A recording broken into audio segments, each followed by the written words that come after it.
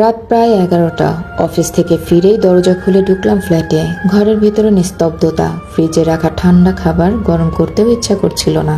Phone হাতে নিয়ে সোফায় বসে চোখে পড়ল একটা নোটিফিকেশনে, আজ তোমার মায়ের জন্মদিন। আমি চমকে উঠলাম। জানি না দিনগুলো কিভাবে ফসকে যায়, তাও বিশ্বাস হচ্ছিল না। মাকে তো ফোন করতেও ভুলে গেছি। হঠাৎ চোখে পড়ল ডাইনিং টেবিলের এক কোণে রাখা সাদা রঙের একটা থলে। মা 3 মাস আগে শহরে এসেছিলেন, সেই তখন রেখে গিয়েছিলেন। থলেটা খুলতেই একটা কাচের ছোট বোতল। বোতলটা খালি, কিন্তু তাতে দুধের গন্ধ।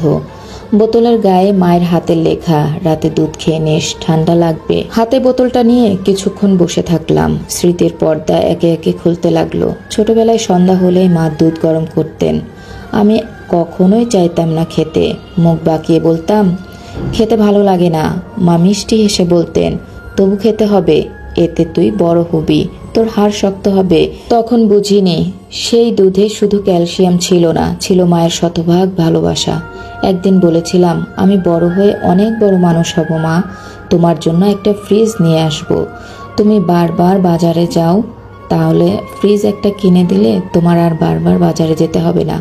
মা হেসে বলেছিলেন, তুই ভালো থাকলে আমি বরফ খেয়ে থাকতেও রাজি আছি। আজ আমার ঘরে বড় ফ্রিজ, মাইক্রোওয়েভ ওভেন সবই আছে, তবে মা নেই। আমি ফোনটা হাতে নিলাম, কল করলাম। ওপাশ থেকে একটু হতাশ কণ্ঠে ভেসে এলো, কি হয়েছে, এত রাতে কল দিলি কেন?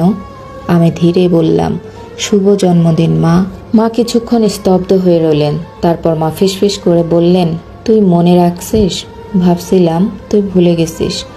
আমার গলা ভারী হয়ে গেল। বললাম, মা দুধ খেয়েছি আজ।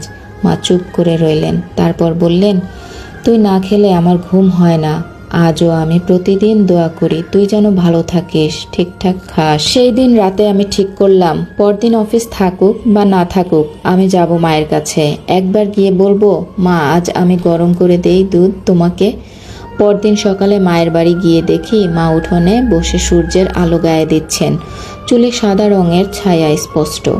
আমি চুপচাপ বললাম, চলো আজ আমি গরম করে দেই তোমাকে দুধ। মা তাকিয়ে থাকলেন, তারপর হেসে বললেন, তুই তো এখন অনেক বড় অফিসার, দুধ গরম করতে পারবি তো? আমি বললাম, আজ তোমার জন্য না হয় আমি ছোট হয়ে যাই, ছোট্ট ছেলেটার মতো। দুধ ফুটিয়ে গ্লাসে ঢেলে মায়ের সামনে রাখলাম। মা এক চুমুক খেয়ে বললেন, এই গন্ধটা একসময় আমি তোর জন্য দুধ নিয়ে দাঁড়িয়ে থাকতাম। আমি আস্তে বললাম, তখন তোমার ভালোবাসা বুঝিনি, এখন বুঝি, তাই তো ফিরে এসেছি তোমাকে আবার ভালোবাসার মতো করে ভালোবাসতে। মা কিছু বললেন না, শুধু চোখের কোণ থেকে একটি ফোঁটা জল গড়িয়ে পড়ল গ্লাসের পাশে।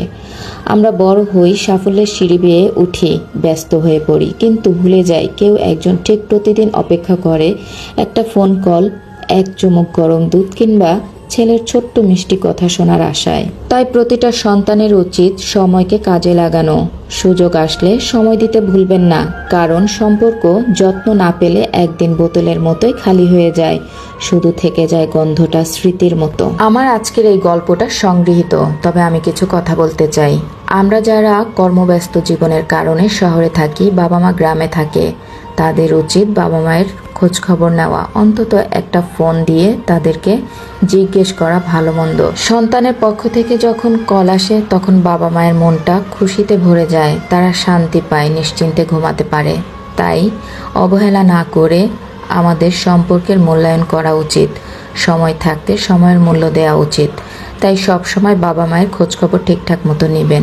এইরকম সুন্দর সুন্দর গল্প শুনতে চাইলে আমার সাথেই থাকতে হবে। আল্লাহ হাফেজ।